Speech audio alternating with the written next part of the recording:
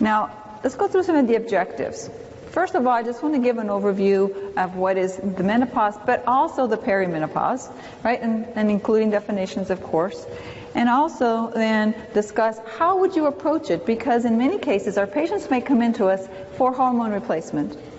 But what do we do if we just replace their hormones? What ends up happening? Well, if your patients are anything like mine, at least in the beginning, what would happen is I would balance their hormones and they'd be doing okay, maybe for 3 to 4 months, maybe a little longer. And then all of a sudden they would come back and say, you know, I'm kind of having some of those symptoms again.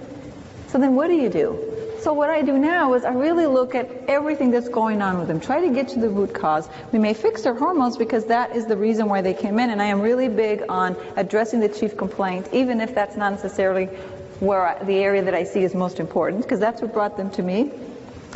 But then we're also going to work and sort of fixing the terrain, really looking at what has happened in their life so far and what else is going to impact their bioavailability of their hormones and the ability for them to get rid of their symptoms. And also, too, we start to learn how things are connected to each other. You know, Dr. Smith always talks about how it's a hormonal symphony, right? And we have this sort of web of interactions with our hormones, but also with other things that we do in life in general. And so that's what I sort of call my diagnostic framework, and then I have a few case studies for my patients that I will review with you. I think the number one thing that we should be focused on is personalizing your approach. Right? That's what we're really here to learn. It's personalized medicine. It's what's going to make you unique in your area. It's what's going to draw patients to you, because you do things a little bit differently. And you personalize it so that it's not the same for every patient you see. It's individualized and it's personalized, and that is going to make your approach unique.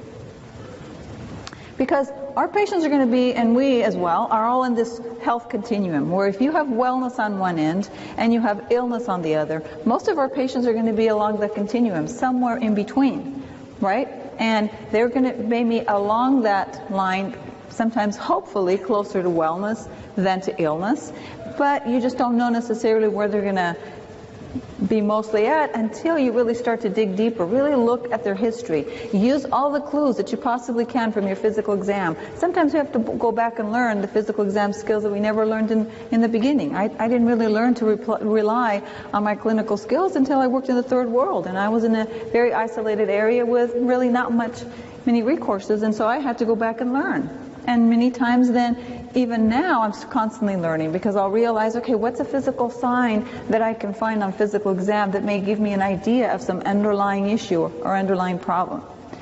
So just remember that even though patients may not come in with a lot of complaints, they may be somewhere along this continuum where there's already some dysfunction, even though they may not have an illness or an ICD-9 code. And the earlier that you catch them, the easier it is to reverse. Because it's all about the gene-environment interaction. That's how we personalize our approach.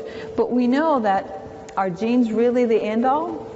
No, not necessarily. They're contribute to about 20 to 25% of the problem, but the 75 to 80% is really about the environment. What do you bathe those genes in? That is really what makes us unique, and each person walking around different.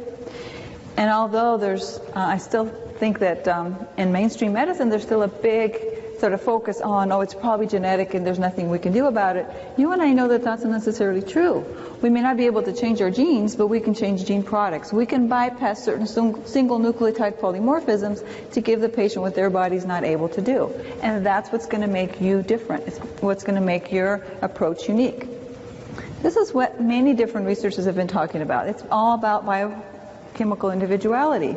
And although it was first originally coined by Roger Williams, it has been discussed and reviewed and researched by different researchers. This is one on for Dr. Bruce Ames, who talks about, I just want to review a little bit what he says, that our analysis of metabolic disease that affects cofactor binding, particularly as a result of a polymorphic mutation, so a single nucleotide polymorphism, may represent a novel rationale for high-dose vitamin therapy. And sometimes you do need to do higher doses, but sometimes you need to give the activated vitamin, for example, or nutrient that you may need. I'm talking about, for example, MTHFR, right? Methyl tetrahydrate folate reductase deficiency, where whether you're homozygous or heterozygous, you may need more of the activated folate. And I don't think that the answer is to necessarily give high doses of folic acid because it's synthetic, but to give what your body can do, which is the activated folate. It's also been discussed with respect to cardiovascular disease and cancers. Same thing, it's all about the gene-environment interaction. You may have a genetic predisposition, but it's all about the environment that you sort of